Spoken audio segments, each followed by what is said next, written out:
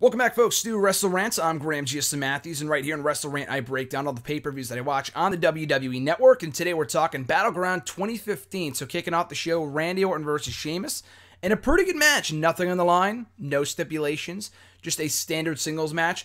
I did say it then, I still say it now, I feel like this match would have benefited from an extra stipulation.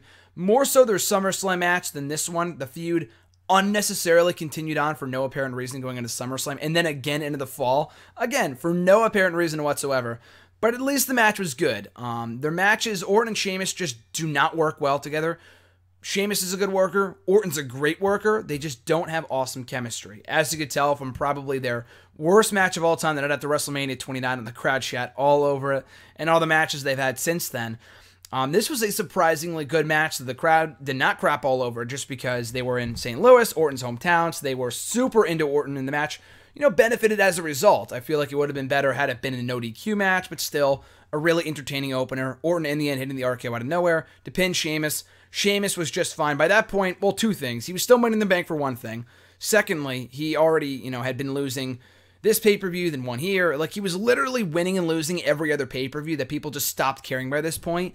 I mean, I still had faith with him, and in him as Mr. Money in the Bank, as a future world champion, and he would go on to cash in about, around November, a few months later, but at this point, people just didn't care. I feel like WWE really needed to build him up to be a strong heel, but by that point, all hope was seemingly lost, and it was. I mean, I still had faith he could become a good, successful, credible heel champion, but by that point, people just, again, stopped caring. He came back, lost at Extreme Rules, won a Payback, lost at Chamber, won at Money in the Bank, lost at Battleground, won at SummerSlam. Oh, God, what was after that? Wasn't even at Night of Champions, wasn't at Hell in a... or he was in the kickoff show in Hell in a Cell. Won at Survivor Series, and, lost at Survivor Series, and then won in the main event, lost at won at TLC, lost at Rumble. You know what I mean? It's like an ongoing pattern here with Sheamus, and that's 50-50 booking with his character is why people just don't care. But as far as this match goes, though, like I said, very entertaining and probably the best bout these two have ever contested one-on-one. After that, for the WWE Tag Team titles, the Primetime Players successfully defending against the New Day. In a pretty good match, I would still say better than their Money in the Bank match. And I don't know, the feud never really clicked. The feud was good. It was there. It just... I don't know, the New Day were just coming into their own as a tag team before they dropped the belts, but I was happy the Primetime Players got a nice little run out of it from Money in the Bank to SummerSlam, a nice 2-month run before the New Day. They've basically taken a stranglehold over the tag team division. I do not mean that in any negative way possible, just that since they've held the championship, it's been about no one but the New Day, as it should be considering they're the hottest act in the company right now. But I'm glad before that whole thing kicked off at SummerSlam, they were able to give the Primetime Players a nice little run as champions before they dropped the belts back to New Day at SummerSlam, which I'll talk about in my SummerSlam review next month. But as far as this match goes, good match. They worked well together.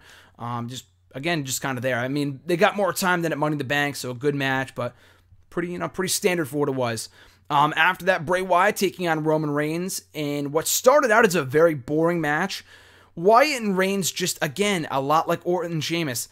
Both are good to great workers. They just do not work well together. This was not their first ever one-on-one match. They had a couple matches. That one-off match in 2014, with which the crowd shat all over for whatever reason in early 2014. So this was technically their second match, the first ever one-on-one pay-per-view match. And again, the only reason why the feud was any good or interesting at all was because of the other factors. They had to put Luke Harper in there, and then Dean Ambrose, and then Braun Strowman, Jericho, and then going back inside Hell in the Cell. Like, they always had to add extra elements into the feud in order to make it interesting, because otherwise it was boring. It was all about... Sorry, my phone went off. But it was all about it just Roman being, oh, you're anyone but you, Roman, anyone but you. And just people didn't care. They just stopped caring at that point, so... Not about Roman Reigns, but the feud just didn't really make any sense. I mean, Bray Wyatt was threatening to, kidnap his daughter, and that nothing really came out of that at all. Anyone but you was I guess he was supposed to be the guy, and he didn't want him to be the guy, but he never said he wanted to be the guy. It just made no sense. Again, the feud wasn't anything special. The matches got better, which was kind of a theme throughout this match. I mean, the first half was pretty boring. They got almost over 20 minutes. It felt like a long match. It felt like 20 minutes. But they did pick up the pace down the stretch. It did becoming an entertaining affair in the second half. The finish saw Luke Harper under a mask, or under a hood rather, interfere. I mean, it was pretty obvious who it was. I mean, the crowd knew who it was. The commentators were the only ones that did not know who the identity of this person was. They were like, who the hell was that? And you can clearly see the beard, so it made it pretty obvious it was Luke Harper. So he comes to the ring, takes off the hood. It's Luke Harper. The Wyatt family sort of reunites before Eric Rowan came back a couple months later. Braun Strowman debuted the following month after SummerSlam. But that was what was needed. I mean, Bray Wyatt was dying a death on his own, as was Luke Harper. Neither guy was doing anything of note whatsoever. They desperately needed to get back together, and they did. Again, not a great match. I thought the Hell in a Cell match was a lot better than this. But still, down the stretch, it did pick up the pace, and the right person went over. I mean, Roman Reigns would win in the end, but still, for what it was good while it lasted. After that, we had a triple threat women's match, or at that time called Divas matches, I guess. No championship on the line. This was only 6 days removed from the whole birth of the Divas Revolution on Raw when Charlotte, Sasha Banks, and Becky Lynch debuted. We had the debut of Team Bella, Team PCB, or rather at that point, I think they were still calling themselves, not even at that point, and this was only days after they made their debut, but Paige, Becky, and Charlotte, what would become known as the Submission Sorority, before they had to change the name because it wasn't PG to Team PCB, and also Team Bad, who had their name picked out and everything by the pay-per-view. So no match was announced for the show ahead of time. They made the match official either on the kickoff show or in a backstage segment on the show itself. But anyway, each team had to pick a respective member to represent them in this matchup. Team PCB picked Charlotte, Team Bad picked Sasha, and Team Bella picked Bray. And actually a really good match. I remember the match at the time being good, but watching it back, it was like, wow, this was one of the better matches, probably the best match of the night up to this point. And it was a really good match. I mean, even Bray, obviously, Charlotte and Sasha are going to work well together considering their history and great chemistry. But even Bray, who I've given shit to in the past for not being a good worker, but when she's in there with the right I can't even say the right worker, like the right type of wrestler, because Stephanie's not a good wrestler, and I really was entertained by their SummerSlam match a few years ago. So, I don't know. I like that match for what it was. I like this match a lot, too. She held her own here. She got in a couple good spots, but, of course, the match was all about Charlotte and Sasha. A lot of great chemistry there. And the interference from Team PCB and Team Bad and Team Bella wasn't overdone and oversaturated. It was just enough to make this a pretty entertaining triple threat match between Charlotte, Banks, and Bray. So in the end, Sasha gets tossed outside the ring. Charlotte locks in the figure eight on Bray to make her tap out and score the victory for her team. The Divas Revolution was a major bust. No pun intended, but the whole thing was a total bust because it just served no purpose. Everyone was trading victories. Nothing was on the line. The focus was never on the Divas Championship. I liked how Nikki teased competing in this match and putting the title on the line, only to back out and put Bray in there. I thought that was great, but they waited way too long to put the championship on the line until Night of Champions. So by that point, the Revolution was just, no one cared. And the matches were repetitive, but whatever. At least at this point, 6 days in, it was still somewhat fresh, and the match was really good. So after that, we had John Cena versus Kevin Owens Part 3, this time for the United States Championship, another excellent match. Arguably, though, not even really arguably, I feel like everyone really kind of agrees on this, that this was the weakest of the 3 encounters on pay-per-view in that spring, summer, whatever, that summer. The Elimination Chamber match, to me, was my personal favorite. The Money in the Bank match, some people call the better bout, but I still say Chamber was better, not only because Owens won, I just thought it was the better match. Not by much, though. That Money in the Bank match was also phenomenal. This match was easily the worst of the 3, and that's not saying too much considering the previous 2 matches were fucking phenomenal. And this was also a really, really good match. A lot of the same spots from the previous 2 matches.